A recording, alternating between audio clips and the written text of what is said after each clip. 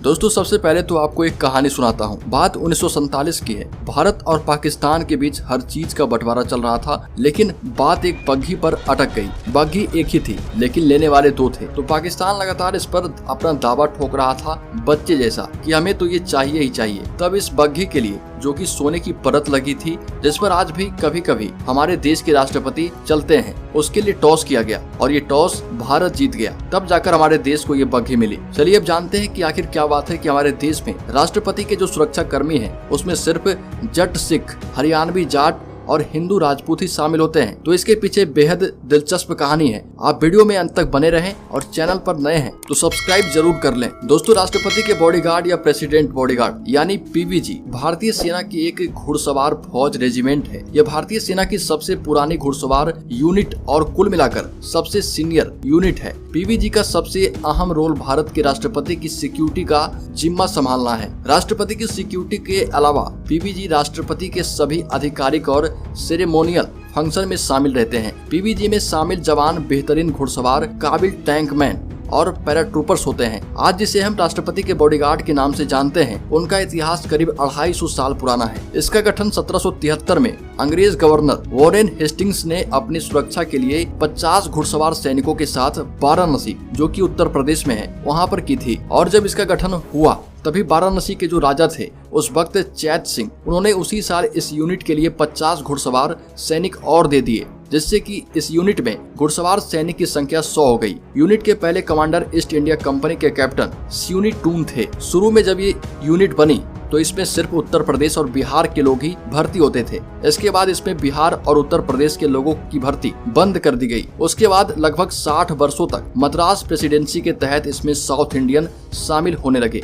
और इनका बोलबाला रहा। और जब 1857 की क्रांति हुई तब भारतीय सेना में भर्ती का केंद्र दक्षिण भारत की जगह पंजाब, हरियाणा समेत उत्तर भारतीय इलाकों की ओर हो गया। पहले राष्ट्रपति के बॉडीगार्ड में ब्राह्मणों की भर्ती भी होती थी, लेकिन 1895 में ब्राह्मणों की नियुक्ति बंद कर दी गई। आजादी मिलने के बाद बंटवारे में जो भी मुस्लिम बॉडीगार्ड थे उन्हें पाकिस्तान को दे दिए गए और जो हिंदू राजपूत, जट सिख और हरियाणवी जाट थे उन्हें राष्ट्रपति की सुरक्षा में भारत में ही रख लिया गया। और तभी से राष्ट्रपति की सुरक्षा सिर्फ इन 3 जाति के लोग ही करते हैं। हालांकि इसके खिलाफ हरियाणा हाईकोर्ट में याचिका भी दी गई थी कि आखिर जब संविधान में समानता का अधिकार है तो इस तरह की नियुक्तियां क्यों होती है। तब भारतीय सेना ने कहा कि हमें लड़ाकों की जरूरत है और हम ऐतिहासिक लड़ाके जिनके बाप दादा रहे हैं, जिन्होंने शुरू से ही इस देश की सुरक्षा में एक अहम योगदान दिया है और जिनमें लड़ने की विशेषता पाई जाती हो और जो विश्वासी हो, उन्हें ही हम राष्ट्रपति की सुरक्षा में रख सकते हैं। हालांकि केंद्र सरकार ने हाई कोर्ट में यह दलील दी कि नियुक्ति करते वक्त जाति नहीं बल्कि क्लास देखी जाती है, कद और उनके पूर्वजों की